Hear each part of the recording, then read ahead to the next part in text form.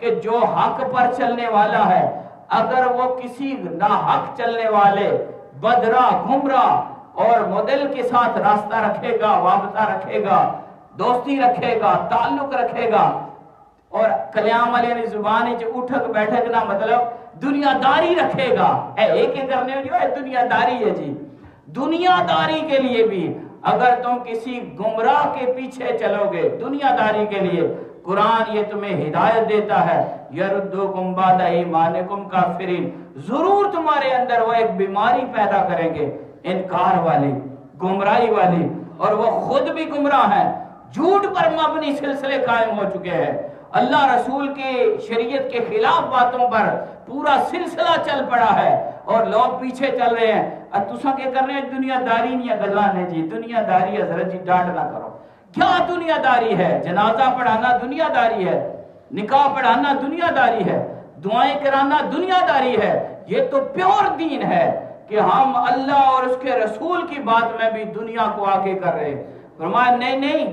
اگر دوستی رکھنی ہے، تعلق رکھنا ہے تو اہل حق کے ساتھ رکھو، دیکھو جانچو ان کو پرکھو، اگر کوئی اہل حق ہے، ایمان پر ہے اور اللہ اور اس کے رسول کی شریعت پر چلتا ہے تو بے شک اس کے ساتھ تعلق رکھو، لیکن دنیا داری نہیں چلے گی۔ یہ دین اور دنیا، ہم خدا خواہی و ہم دنیا دوں،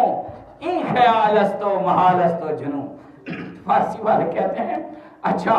تو دنیا بھی چلانا چاہتا ہے، ساتھ دیندار بھی بن کر رہنا چاہتا ہے، ایک خیال ہے، ایک محال ہے، یہ نہیں ہو سکتا۔ ہم خدا خواہی، اللہ والا بھی بننا چاہتا ہے، حق پر بھی چلنا چاہتا ہے، خدا کو بھی راضی کرنا چاہتا ہے، وہ ہم دنیا دوں، اور کمینی دنیا اور دنیا دار جھوٹے فراڈیوں کے ساتھ بھی دنیا داری تعلقات رکھے گا،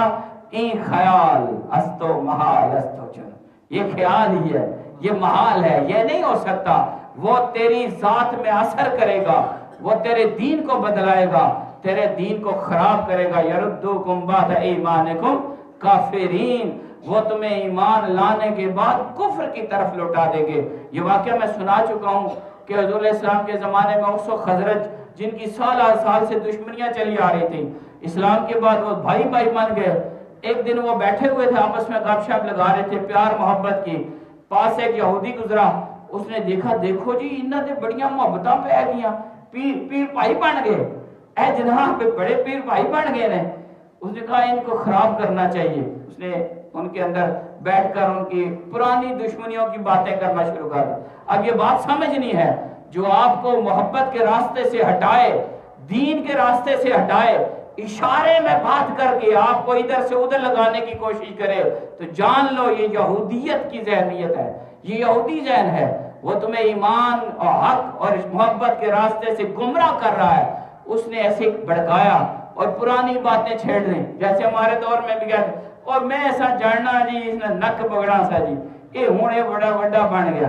میں جاننا جی ایسا کچھ بھی پتہ نہیں سی، آج یہ بڑا یہ بن گیا۔ اس طرح کی باتیں ہم کرتے ہیں نا کسی کو حقیر جاننے کے لیے، تو اس طرح کی اس نے باتیں کی، او جی تسی تو پہلے وہ مخالف ہو، اور شیر تو دا یاد ہے نا جڑے انہوں نے خلاف تو لکھیا سی،